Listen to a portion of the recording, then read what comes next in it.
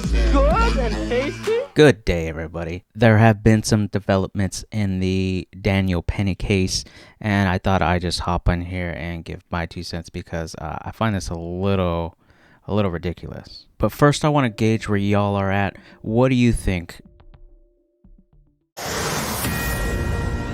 This Fox News alert, we are on verdict watch in the New York City criminal trial of Marine veteran Daniel Penny. The jury just sent a note to the judge. They are deadlocked on the first count in this case. This is manslaughter in the second degree. CB Cotton at the courthouse in New York City. CB, tell us what you know. Hi, Dagan. That's right. The jury just passed a note to the judge saying it's unable to reach a unanimous decision on the most serious charge in this case, second-degree manslaughter. The judge said in the courtroom that he thinks he now needs to instruct the jury on an Allen charge, which is essentially telling the jury you need to go back into the deliberations room, talk more, consider the viewpoints of other jurors, and try to reach a consensus. Wow, what a good judge there.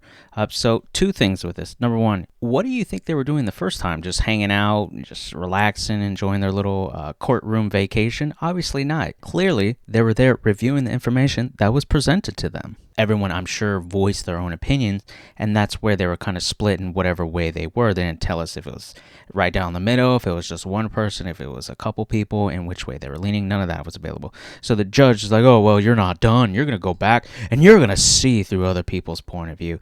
Do you really think that's going to work? I don't think that's going to be very helpful, and you're kind of just, at this point, wasting their time. At that point, if the jury comes back again and still does not have a unanimous decision, the judge would then have to declare a mistrial. But of course, we know if there is a conviction on this most serious charge, there are high stakes for Daniel Penny, who would face up to 15 years in prison. But so far, the jury says it's not able to reach a unanimous consensus on that charge. We know all eyes are on this case across the country. It's really initiated a lot of conversations across the country, conversations on race, policing, and the criminal justice system. It sparked conversation on race, policing, and the justice system. Most of those have nothing to do with this. It's about mental health, crazy-ass people on the subway, and good citizens taking charge and trying to protect others. Those are the main things that should be talked about. Because it looks to me like if someone is threatening people in an enclosed space, right? They were on the subway and it was moving. If you wanted to run away, you can only run away so far, right? And there's a crazy problem with a bunch of crazy people out of their mind being just fucking weird. I remember this one time, this dude came across the street, came into the pizza store where I was. I'm ordering pizza and he's yelling behind me, "Don't be giving him no pizza." In my head, I was like, first off, you're going to give me some damn and pizza, let me tell you, number 1. So I turn around and look at this. Clearly, there's something wrong with this person. I don't know what they're doing being let loose walking around on the streets. We need to address this problem with people. And it's unfortunate that it came to this with, I think it's Neely. It's unfortunate. Maybe if we took mental health a little bit more seriously and actually, tried to help these people out instead of try to, I don't know, just throw them aside or whatever. I see the sides of like the disability stuff and trying to get help from the state, shelter stuff. Like there's a lot of hoops these people jump through, and it's not right. But to sit here and say this is has to do with race and policing, the police weren't even there. Why is that even in the conversation?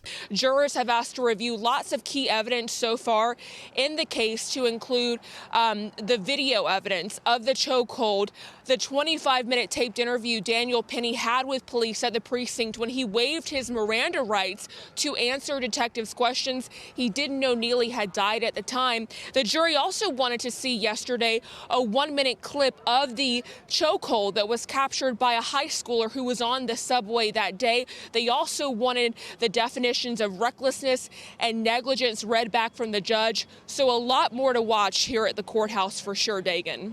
Yes, show the chokehold. Show the chokehold. Let everyone see the fucking chokehold. But let's also recount from the people that were actually on the train, right? It's a different scenario, and people on that train, there were women, children, and other men as well.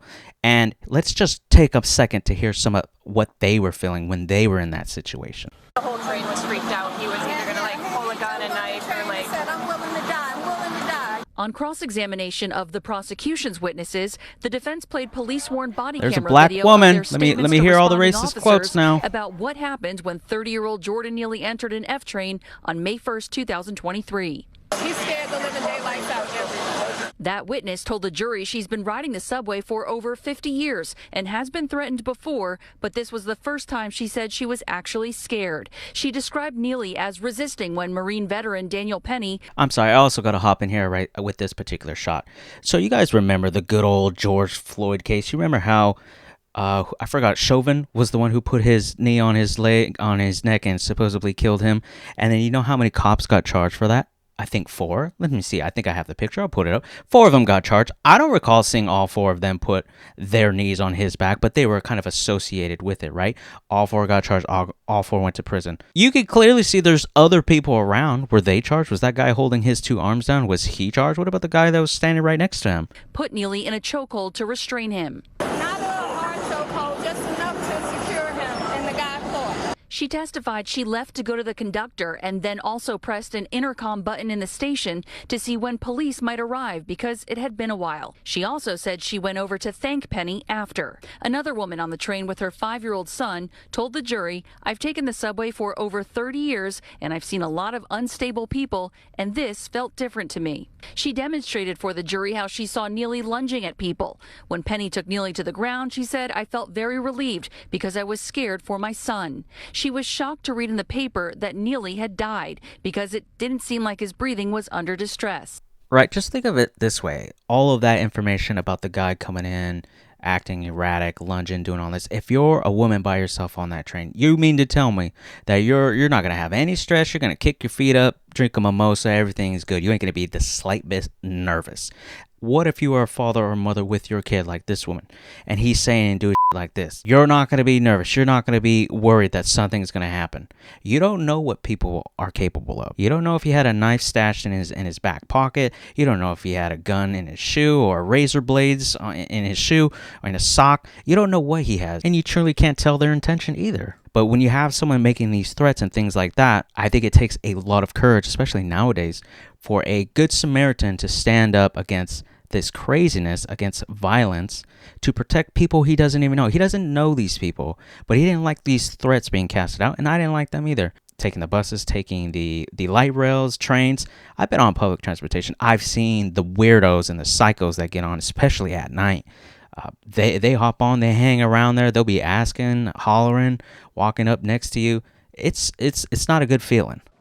Dagan, so jurors wanted to rehear portions of medical examiner Dr. Cynthia Harris's cross-examination when she talked about issuing a second death certificate for Neely. She testified during the trial that she issued that death certificate ruling Jordan Neely's death a chokehold without toxicology results. And she said during the trial that toxicology results wouldn't have changed her mind. And she said that the results could have come back with fentanyl, and her decision was confirmed on the basis of what she saw in that widely circulated video showing Penny restraining Neely. So jurors were particularly interested in that portion of her cross-examination where she talked about issuing the cause of death without the toxicology results. And I've been talking to a lot of legal experts about this case, and they say this is particularly interesting because it appears like the jury may not be able to find causation from Penny's actions and Neely's death. And it was always funny how you can get these quote-unquote experts to come in and verify their expertise and their expert opinions. I could put someone in a chokehold and not apply enough pressure to kill them. Just because you have someone in a chokehold doesn't mean you're actually applying enough pressure to cut off circulation or cut off their airways. So the fact that this so-called expert just looks at the video and says, "Oh, yep, it looks like that's the reason why he died." This ain't no fucking expert. Doesn't even look at the toxicology report. That's pretty important, wouldn't you think? I don't know. I mean, this whole thing tends to be so irritating. And then, they're probably going to try to push for a mistrial and get a whole new set of jurors up here to try it. They're trying so hard, man. I mean, if you couldn't get it the first time, I think the charges probably should have just been dropped.